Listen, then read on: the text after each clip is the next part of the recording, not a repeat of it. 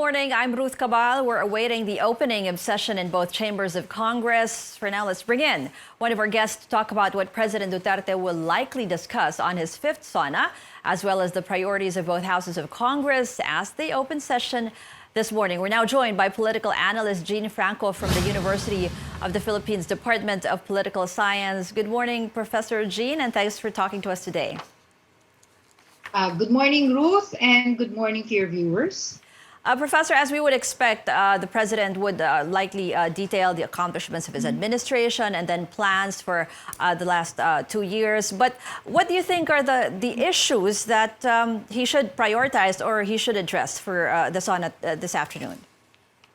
Well, I think we would expect that a large part of his SONA will be devoted to the response to COVID within the next 2 years, and I hope it also includes the response, even if the response even without the vaccine, because I guess it would be too hopeful for us to really pin our hopes on a vaccine and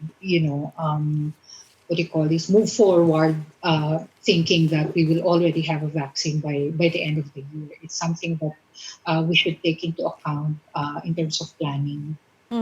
Alam mo, Professor, we also, here in CNN Philippines, we also conducted a survey dun sa netizens, and they were saying that, like what you said, na dapat nga daw gusto nila marinig from President Duterte yung response dun sa COVID-19 crisis, but also economic recovery, job opportunities, yan yung mga nasa taas police and military abuse, and education. So kasama rin ba ito sa dapat banggitin ng Pangulo, and even yung other issues like the passage of the anti-terrorism bill, and we also had the issue of the ABS-CBN shutdown. Yung mga ganyan po ba, tingin nyo, i-address yan, or would he most likely stay away from that? I think if you look at the president's past SONAs, he would always defend allegations and criticisms against his administration. So that would be expected. But when we say response to COVID within the next 2 years, definitely it should include how our educational system will move forward in the coming years, and how the economy will actually also move forward within the given new normal that we have.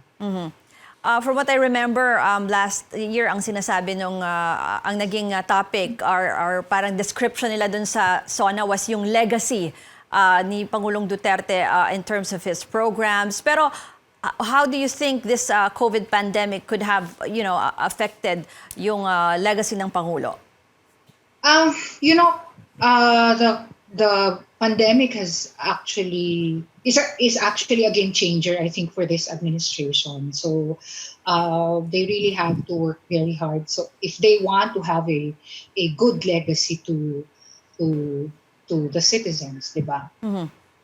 And then let's go to the president's satisfaction and trust rating.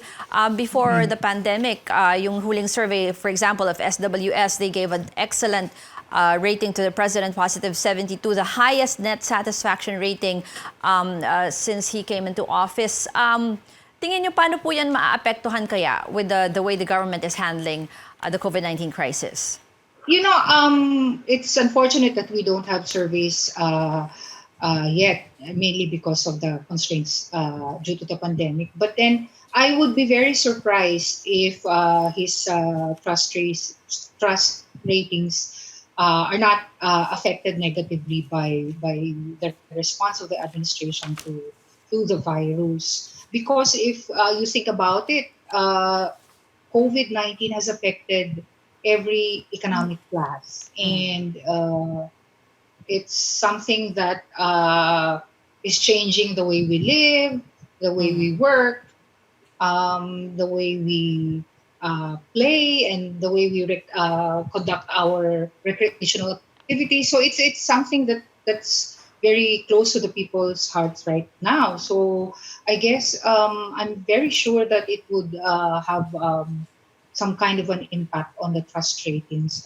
of Duterte himself and the rest of the administration. Pero mapapanatili niya pa kaya na hindi kaya ganun din kalaki yung dip? Kasi 'di ba in the past we had criticisms against yung the administration's drug war and then yung supposed parang pagkilling niya po sa China. But pero mataas pa rin yung satisfaction rating ng Pangulo and trust rating. What is it? Ba't po kaya nagkaganon? Siguro in local parlance, we call it malapit sa bituka or something like that. Because, it's easy to see why people would support some people. I'm not saying that it's good, no? The war on drugs. Because, hindi naman ako addict. Kasi naman merong latent stigma against mga addict, di ba? So, that's something that's not the concern of most people, no? Whereas yung sa China naman, it's foreign policy. It's not something that ordinary people talk about every day. But COVID-19 is such a big problem and has affected everyone. So it's hard to imagine why people would not have a say about it and would not affect their view about Duterte's presidency. Professor, yung observation by some of the critics also na hindi daw ito yung panahon kung bakit kailangan na ipasa pa yung or naging batas pa yung anti-terrorism law or even yung ABS-CBN shutdown, and then now we're having yung talks about charter change. Tingin nyo ba bakit may ganyang parang like distractions, or do we even need that? Sa akin naman walang tamang panahon para magpasara ng media network, wala ring tamang panahon para magpasa ng isang anti-terror law, may COVID man o wala, may crisis man o wala. But then, ano lang din I guess the administration is banking on the fact that they have they're very popular, and I think on the part of the Senate and some legislators, what they're saying that it's an imposition from the international community, but then people are not buying that, of course. Yeah. For kayo na lang po, let me just ask you kung ano yung mga tingin nyo dapat i-prioritize in terms of legislation.